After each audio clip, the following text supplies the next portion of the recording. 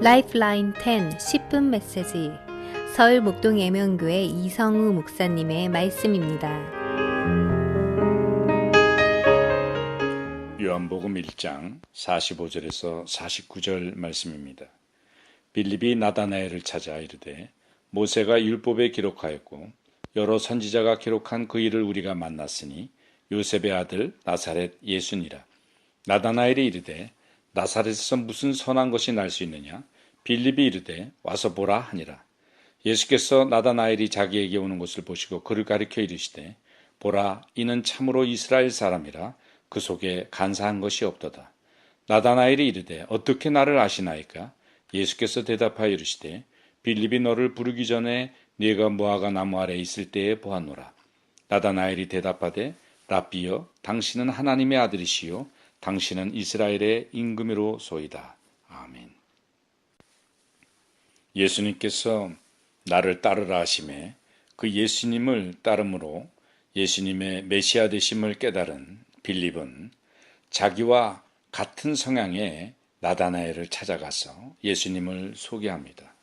45절에 보게 되면 빌립이 나다나엘을 찾아 이르되 모세가 율법에 기록하였고 여러 선지자가 기록한 그 일을 우리가 만났으니 요셉의 아들 나사렛 예수니라. 이렇게 소개를 합니다. 다시 얘기하면 이 나사렛 예수, 이분이 바로 우리가 그토록 갈망했던 메시아다, 우리의 구세주다 라는 것을 이야기한 것이죠. 그러자 나다나엘은 갑자기 화를 냅니다. 나사렛에서 무슨 선한 것이 날 수 있느냐는 것이죠. 그가 그렇게 화를 내는 데에는 그만한 이유가 있었습니다. 당시에 예수님께서 공생의 사역을 시작하기 전에 갈릴리 지방을 중심으로 수많은 이단과 메시아, 선지자 그런 사람들이 활동을 했습니다. 그래서 이러한 가짜 메시아, 가짜 선지자들로 인해서 많은 사람들이 미혹되었고 많은 가정들이 파괴되었습니다.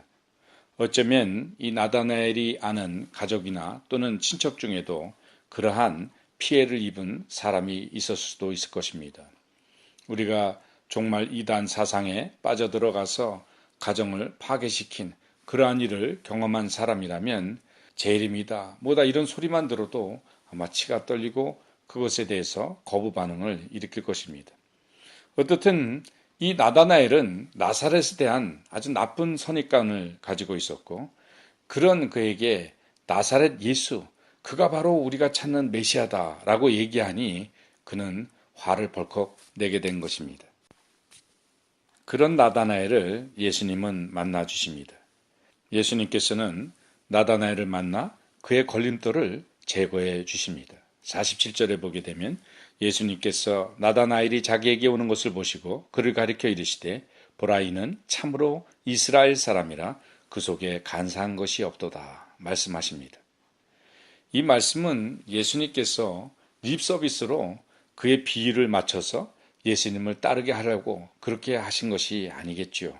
그런 우리 주님이 아닌 것은 우린 다 알 수가 있습니다.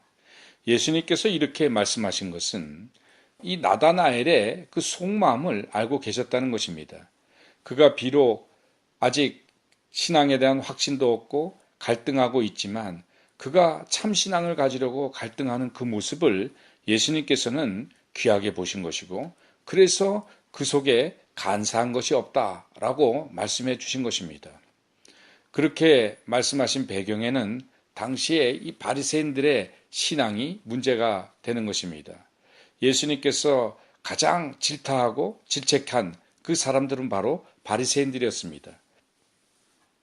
이 바리새인들은 당시에 하나님을 가장 잘 믿고 있으면서 그래서 하나님의 복을 많이 받아 누리는 가장 부러움을 받고 있는 그러한 사람들이었습니다. 그렇지만 실제로 그들은 위선자들이요. 예수님께서는 그들의 속에 교활함과 간사함이 가득 차고 회칠한 무덤과도 같은 그들이라고 질타했습니다.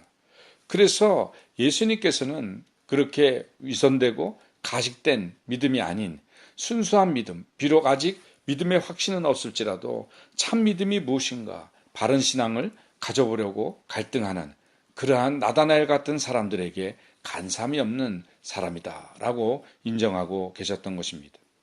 하나님께서 상처 입은 사람들에게 주시는 가장 큰 선물은 바로 그가 아직 여러 가지 부족한 점이 있을지라도 그에게 있는 장점, 그에게 있는 진실된 것, 그 한 가지라도 인정해 주시는 것입니다. 그러한 인정함 속에서 그는 자존감을 갖게 되고 그 자존감 속에서 그에게는 생기와 소망이 생길 수 있는 것입니다. 예수님께서는 바로 나다나엘에게 그러한 소망을 주고 계십니다. 그 속에 간사한 것이 없다. 내 믿음이 참되도다 라고 인정한 것입니다. 이에 나다나엘은 이렇게 얘기를 합니다. 예수님께 대답하여 이르시되 빌립이 어떻게 나를 아시나이까? 이렇게 반문합니다. 이것은 나다나엘이 예수님께 자기를 자랑하려고 한 얘기는 아니겠죠. 어떻게 내가 그렇게 간사함이 없고 진실된 신앙을 가진 걸 어떻게 아십니까? 내가 그런 사람인 걸 어떻게 아십니까? 라고 얘기한 것은 아니겠죠. 예수님께서 말씀하신 것을 통해서 그는 깨달음을 가진 것입니다. 내가 이렇게 신앙의 갈등을 가지고 내가 이렇게 고민하고 있는 부분을 알고 계신 이분은 과연 누구인가? 이분은 바로 나의 메시아가 되신다 하는 것을 영적으로 깨닫게 된 것이죠. 그래서 예수님은 그런 나다나엘에게 또 얘기합니다. 빌립이 너를 부르기 전에 내가 무화과 나무 아래에 있을 때부터 보았노라 말씀해 주심으로 인해서 그에게도 확신을 더해 주십니다. 당시에는 무화과 나무 아래에서 하나님을 묵상하고 기도를 많이 했다 그래요. 그러니까 예수님께서는 그가 무화과 나무 아래에서 하나님을 어떻게 하면 바른 믿음으로 가지고 잘 믿을 수 있는가 갈등하고 기도하는 그 모습을 다 알고 계셨다는 것이죠. 그의 중심을 다 알고 계시다는 것을 분명히 말씀해 주고 계신 것입니다. 주님은 우리의 속사정을 다 아시는 분이십니다. 우리의 왕이 되시고 우리의 친 부모가 되어주신 예수님께서는 우리의 속사정을 다 아십니다. 우리가 어디에서 넘어졌고 어디에서 큰 상처를 입었고 무엇 때문에 고민하고 있고 우리의 소원이 무엇이고 우리가 진정 원하는 것이 무엇인지를 다 알고 계십니다. 우리가 주님 앞에 바로 서고 싶어 하지만 바로 서지 못하는 연약함 속의 갈등함도 알고 계십니다. 그러나 그 중심이 주님께로 분명히 향해 있을 때 주님께서는 그러한 믿음을 우리에게 인정해 주십니다. 그 믿음을 인정해 주시고 근본적으로 주님께서 우리의 구세주 되심을 다시금 확신시켜 주십니다. 예수님께서 나다나엘에게도 그에게 이런저런 인간적인 설명을 하시지 않으셨습니다. 내가 원래는 베들레헴에서 태어났는데 헤롯이 나를 죽이려 함으로 내가 애굽의 피신에 있다가 나사렛에서 다시 와서 살았기 때문에 나를 보고 나사렛 예수라고 하는 거야. 이렇게 설명해 주시지 않았습니다. 만약에 이렇게 설명해 주셨다면 그 당시에는 쉽게 이해했을 것입니다. 그러나 이러한 설명으로 이해돼서 가진 믿음은 곧 변하게 됩니다. 우리의 심령 상태에 따라서 얼마든지 변할 수 있습니다. 예수님께서는 인간적인 설명과 이해에 따라서 믿음을 갖는 것이 아니라 근본적으로 믿음을 주시길 원합니다. 근본적인 치유를 주시길 원합니다.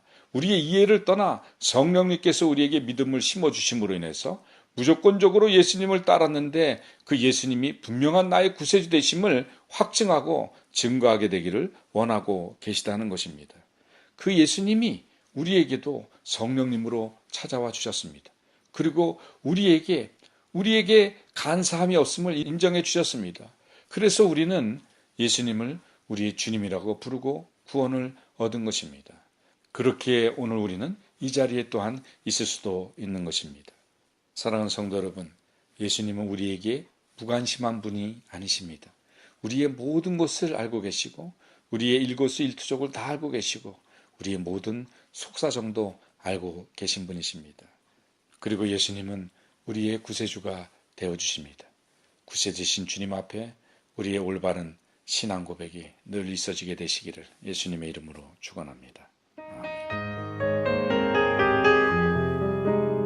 지금까지 서울 목동예명교회 이성우 목사님의 말씀이었습니다.